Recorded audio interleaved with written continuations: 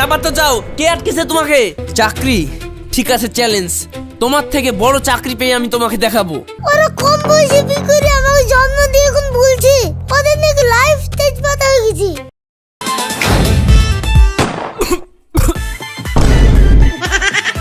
কি গো IPS officer, ঘরে বউ রেখে বিয়ের জন্য মেয়ে দেখতে এসছো?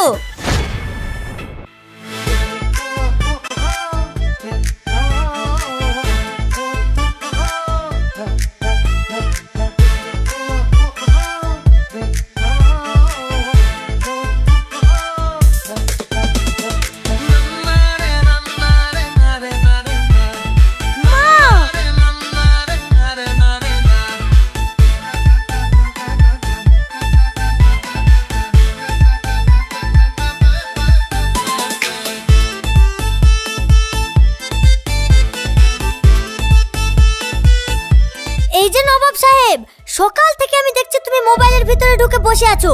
ছেলেটার সামনে পরীক্ষা, তুমি মোবাইল না ঘেটে ছেলেটাকে একটু পড়াও না। আমি একা মানুষ এদিকে ওদিকে কাজ করে বেড়াচ্ছি আর তুমি বসে বসে মোবাইল ঘাটছো। আরে রাখো তো, পড়াশোনা করে কি হবে? ও তো এমনি পাকা, আমার ছেলে, ওর মাথায় প্রচুর জ্ঞান, বাপ কা বেটা, পড়াশোনার কোনো দরকার নাই।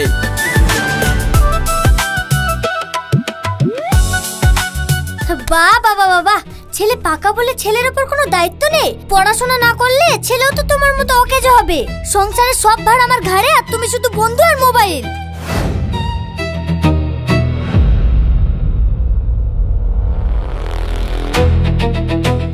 আব্বা এই অঙ্কটা একটু বুঝিয়ে দাও না। মাস্টার বলেছে কালকে অঙ্ক না পারলে কান ধরে বেঞ্চে দাঁড় করে রাখবে। দেখি কি অঙ্ক? তোর আব্বা একসময় ক্লাসের ফার্স্ট বয় ছিল, বুঝলি? আমি যখন 9-এ পড়ি তখন 12-এর ছাত্ররা আমার কাছে এই অঙ্ক শিখে যেত, আর তুই তো 3-তে পড়িস, তোর অঙ্কটা একবারে গ্যাপ পাং করে মেরে দিচ্ছি।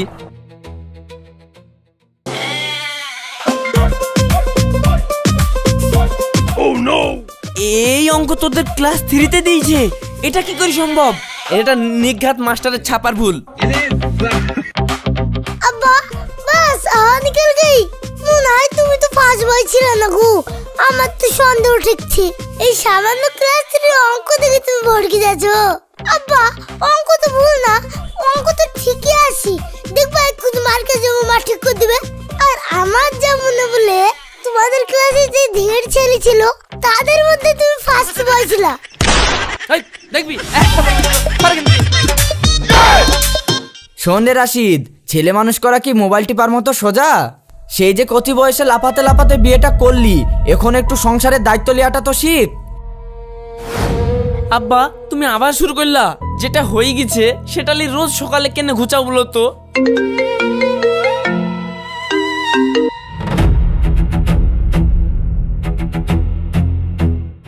হ্যাঁ বল। আচ্ছা আচ্ছা, রাতে? ঠিক আছে, ব্যবস্থা একটা করছি, তুই শুভকে বলি রাখ। রুমিতা, তাহলে আমি ইউটিউবের ভিডিও বানাতে গেলাম, ফিরতে একটু দেরি হবে, তুমি রওশনের খেয়াল রেখো। আব্বা আমার অঙ্কটা তো করে দি যাও। এ বকিসনি, তোর মাকে বল আমি ব্যস্ত আছি। মা তাহলে তুমি করে দাও। হ্যাঁ ঠিক আছে, আমি করে দিচ্ছি। আর তোর বাপ্পাজি কি ব্যস্ত থাকে, দাঁড়া আমি দেখছি।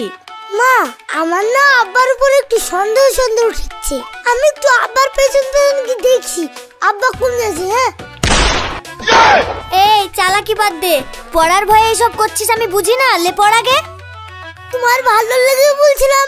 লাও ঠিক আছে পড়ছি।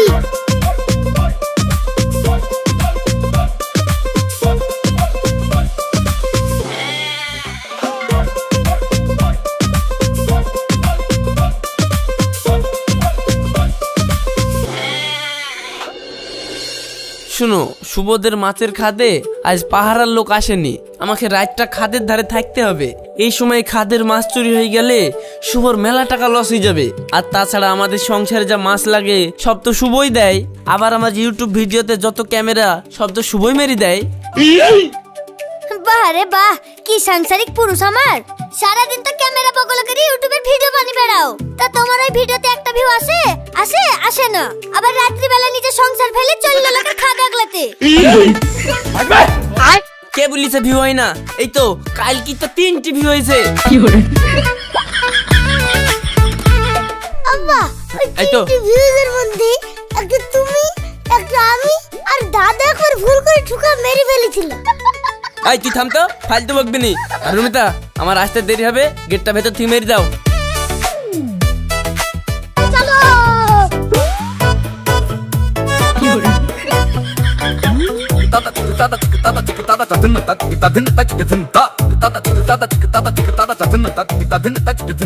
খাদুছি বাদ দেখি আর যাচ্ছো তোমরা ডান দেখি।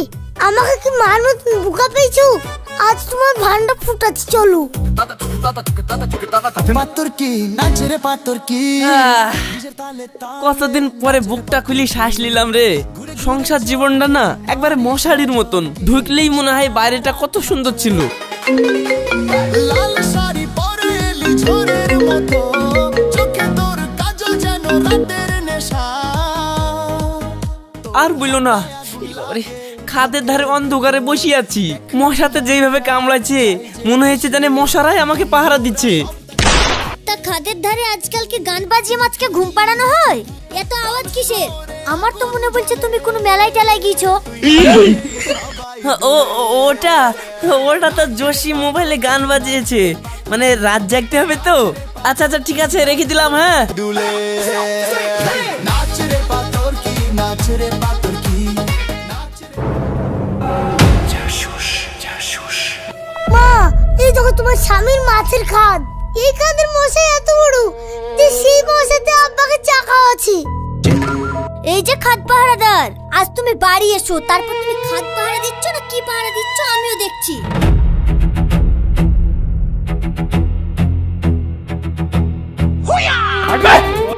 আমার নাম রওশন, আমি সব জায়গায় করি অ্যাকশন। আব্বা এইবার দেখো তোমার কি হবে। কিরে রওশন, তুই এইখানে? হারামজাদা ছেলে, দাঁড়া তোকে দেখছি।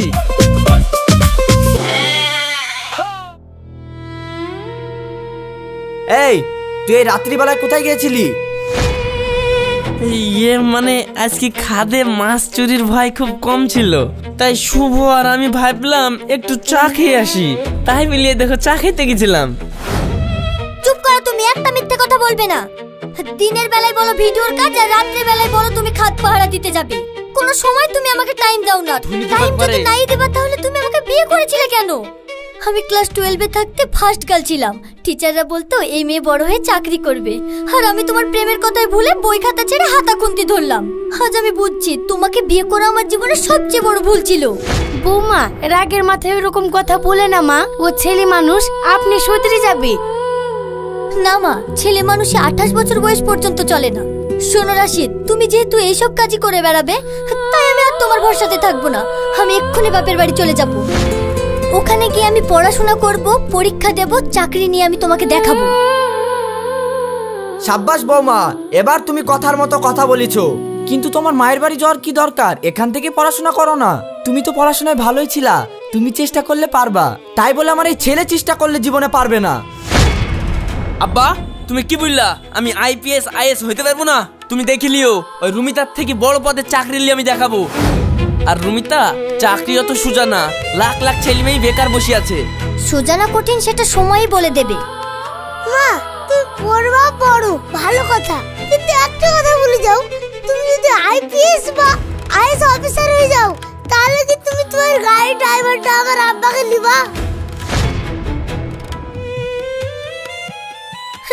তোর আব্বুর সেই যোগ্যতাও নেই। তোমাকে বিয়ে করাই আমার জীবনের সবচেয়ে বড় ভুল। দিনরাত শুধু বন্ধুদের সঙ্গে টোটো করে ঘুরে বেড়ানো আর ইউটিউবে ভিডিও করা, এছাড়া তোমার কোনো কাজ নেই, কোনো দায়িত্ব কেন নেই। আমি চললাম বাপের বাড়ি, আমি আর এমুখো হচ্ছি না। আর যাবার তো যাও, কে আটকেছে তোমাকে? তুমি কি ভেবেছো তুমি চলে গেলে আমি কান্না করবো? দেখিলিও এই 10 দিনের মধ্যে আমি আরেকটা বিকরি দেখাবো। বিয়ে করবে? তোমার তো একটাই মুরুদ, অন্য কোনো যোগ্যতা আছে তোমার? মুরুদটাকে তো আমার মতো পড়াশোনা করে একটা ভালো চাকরি নিয়ে দেখাও, তবে বুঝবে তুমি একটা পুরুষ মানুষ। চাকরি? ঠিক আছে, চ্যালেঞ্জ। তোমার থেকে বড় চাকরি পেয়ে আমি তোমাকে দেখাবো। সে তো সময়ই বলবে। চল রওশন, আমার সাথে চল। ছাড়ো বৌমা। না না মা, আমি তোমার সাথে যাব না, আমি আব্বার কাছেই থাকবো।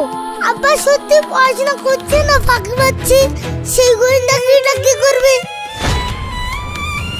মা তুমি জানো না মা, তুমি এখান থেকে পড়াশোনা করো।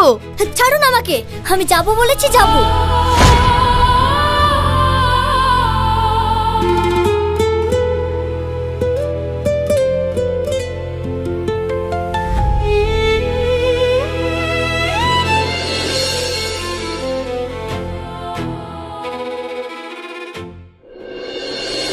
উফ, এগুলা কি ছাপিছে না বইয়ের পাতাতে কালো পিঁপড়ি ছেড়ে দিয়েছে?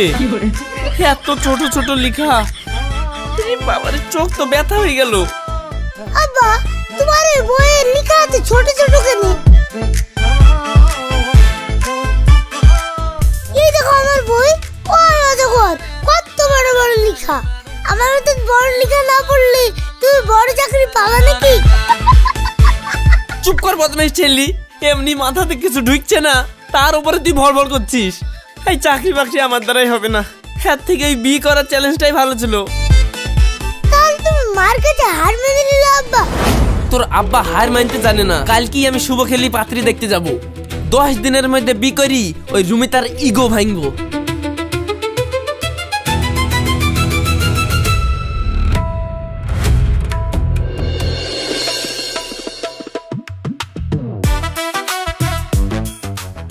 চল রৌশান, তোকে আজ একটা হেভি জায়গায় নিয়ে যাবো, মাংস ভাত খাওয়াবো। আমি যাব না। তুমি তো লুকু লুকু মেয়ে দেখতে আছো, আমি সব জানি। আমি যাব না, আমি বাড়িতে থাকবো, তুমি যাও। যাক বাঁচালি, তুই গেলে আবার কি উল্টো পাল্টা বলে দিবি। চ শুভ, আজকেই ফাইনাল করে চলে আসবো।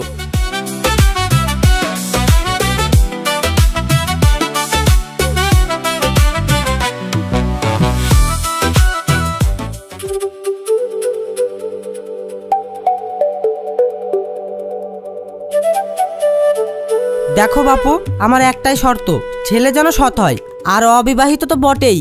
এর আগে একটা ছেলে বউ লুকিয়ে দেখতে এসেছিল, তাকে আম গাছে বেঁধে 3 দিন খড় খাইয়েছি। আরে চাচা, আমার বন্ধু একবারে ফ্রেশ, খাঁটি দুধের মতো। হ্যাঁ, শুধু পড়াশোনা নিয়েই ব্যস্ত ছিল। জি আচ্ছা আচ্ছা, খুব ভালো। কই মা, চা মিষ্টি নিয়ে আয়।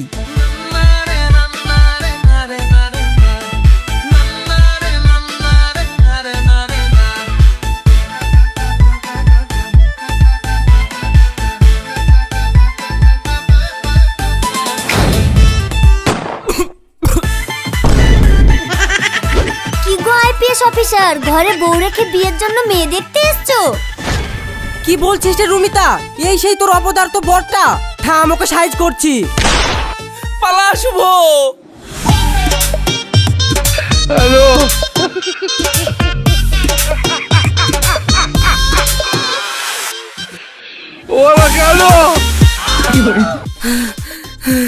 কি রে শালা, অল্প বয়সে বিয়ে করে নিজের জীবনটা তুই শেষ করেছিস, আবার আমার জীবনটাও শেষ করবি নাকি রে? আর একটু হলেই তো মেরি মুখটু ফাটিয়ে দিত। আমার খুব শিক্ষা হয়ে গেছে, জীবনে আর কোনো বন্ধুর সাথে মেয়ে দেখতে যাবো না। শালা কোথাকার।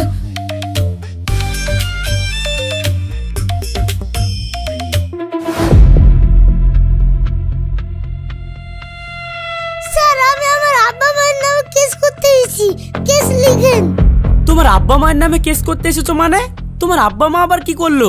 আমার আব্বা মায়ের বয়স একবারে কচি, ওরা কম বয়সে বিয়ে করে আমাকে জন্ম দিয়ে এখন বলছে ওদের নাকি লাইফ স্টেজ পাতা হয়ে গেছে। আমার বাপের নাকি এখন বন্ধুদের সাথে ঘোরার বয়স, আর আমার মায়ের নাকি বান্ধবীদের সাথে ফুচকা খাওয়ার বয়স। আপনি ওদেরকে জেলে বলেন স্যার, তাহলে ওদের দুজনেরই শিক্ষা হবে। একেই তো বাল্য বিবাহ, তার উপরে ছেলের উপর অবহেলা। চল আজ তোর বাপ মাকে দেখছি।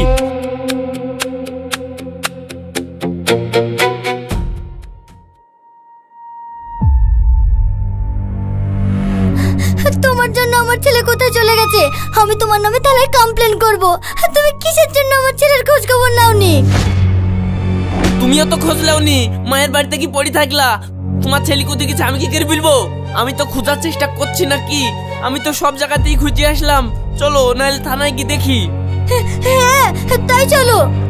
হ্যাঁ হ্যাঁ চলো চলো, থানায় চলো। চলো।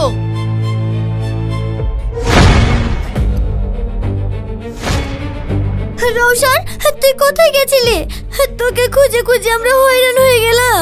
ছাড় তো, আমি তো গেছিলাম থানায় তোমার নামে কমপ্লেন করতে। আমাদের নামে থানায় কমপ্লেন করতে গেছিলি মানে? ছেলে একদম ঠিক কাজ করেছে। ঘরে বউ আর একটা সোনার টুকরো ছেলে থাকতে তুই নাকি ডিপ্রেশনে ভুগছিস, আবার নতুন করে লাইফ শুরু করতে চাস? তোদের মতো ইচড় পাকা ছেলেপেলের জন্য সমাজের এই হাল। তোদের তো আজ আমি সুজা গাড়োতে ভরবো। চল থানায়।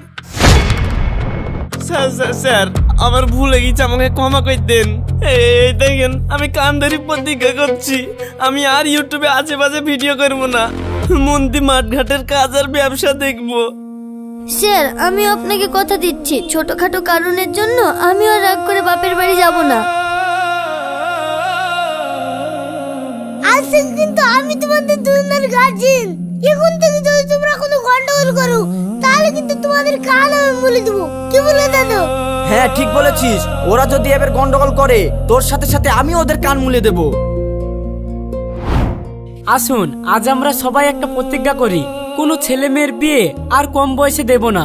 আইন মেনে সঠিক বয়সে ছেলে মেয়ের বিয়ে দেব, তাহলে আমাদের সংসারে সুখ শান্তি থাকবে আর আমাদের সমাজ হবে আরো সুন্দর।